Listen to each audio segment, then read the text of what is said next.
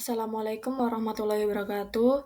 Saya Ninda Ramhadita, NIM 2215101223, ingin mempresentasikan tentang Identification of Potential Occupational Hazard and Control of Impact on Palm Kernel Crushing Production PT Wilmar Cahaya Indonesia Pontianak in 2014.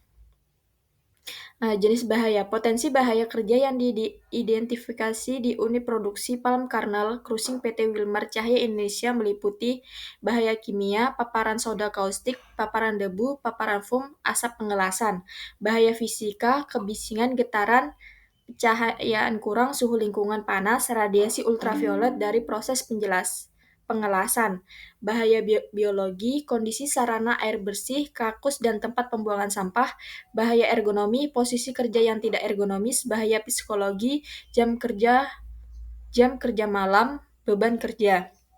Sumber bahaya kerja pada proses kerja.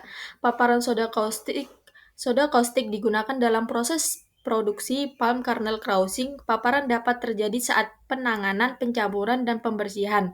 Paparan debu terjadi karena proses produksi yang menghasilkan debu seperti penggilingan, pengemasan, dan pemindahan material. Paparan foam, asap pengelasan yang mengandung foam berbahaya dihasilkan selama proses perbaikan dan pemeliharaan peralatan. Kebisingan mesin, produksi, peralatan kerja, dan aktivitas pekerja menghasilkan kebisingan. Getaran, peralatan seperti mesin penggilingan dan mesin pres menimbulkan getaran yang dapat merambat ke pekerja. Pencahayaan kurang, area kerja yang kurang penerangan terutama di bagian yang terpencil dapat menyebabkan kelelahan mata. Suhu lingkungan panas, proses produksi dan mesin yang beroperasi menghasilkan panas sehingga suhu lingkungan kerja meningkat. Radiasi ultraviolet, sinar ultraviolet dari proses pengelasan tepat menyebabkan kerusakan pada mata dan kulit.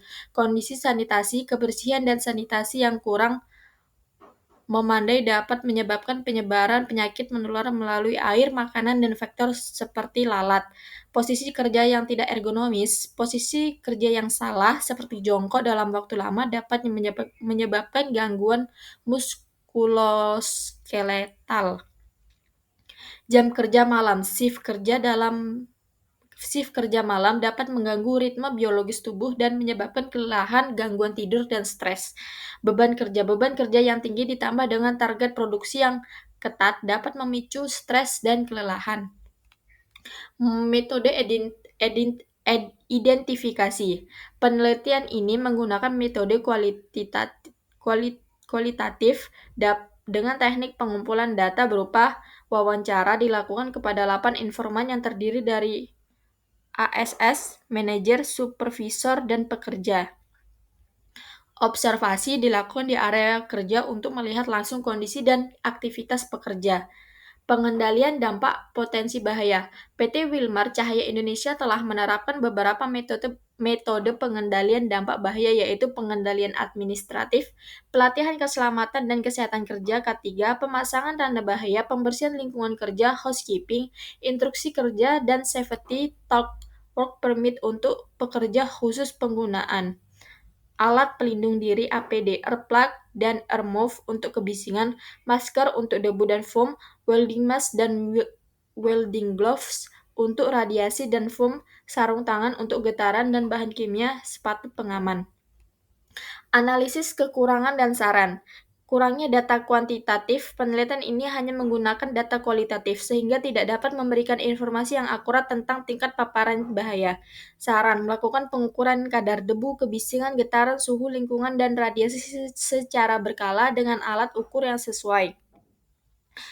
Kurangnya data kesehatan pekerja, penelitian tidak membahas tentang data kesehatan pekerja seperti riwayat penyakit, keluhan kesehatan, dan pemeriksaan kesehatan. Saran, lakukan pemeriksaan kesehatan berkala, medial check-up bagi pekerja termasuk audiometri, spirometri, dan pemeriksaan visus mata. Kurangnya pembahasan tentang ergonomi, penelitian hanya menyebutkan tentang posisi kerja yang tidak ergonomis tetapi tidak memberikan detail tentang analisis ergonomis dan solusi yang tepat. Saran melakukan analisis ergonomis di area kerja dan menerapkan prinsip ergonomi dalam desain tempat kerja, peralatan, dan proses kerja. Kurangnya pembahasan tentang stres kerja. Penelitian hanya menyebutkan tentang beban kerja dan jam kerja malam sehingga faktor penyebab stres tetapi tidak memberikan detail tentang analisis stres kerja. Saran melakukan analisis stres kerja dan menerapkan strategi manajemen stres seperti program peningkatan kesehatan pekerja, dukungan psikologi, dan pelatihan manajemen waktu. Meningkatkan monitoring penggunaan APD, memperkuat pengawasan dan monitoring penggunaan APD di area kerja, pelatihan K3 yang rutin, memberikan pelatihan K3 secara rutin dan terprogram kepada pekerja, penerapan prinsip K3 secara ketat, memastikan penerapan prinsip K3 secara konsisten dan menyeluruh di semua area kerja. Demikian yang dapat saya presentasikan, kurang lebihnya saya mohon maaf. Wabillahi taufiq wal hidayah. Wassalamualaikum warahmatullahi wabarakatuh.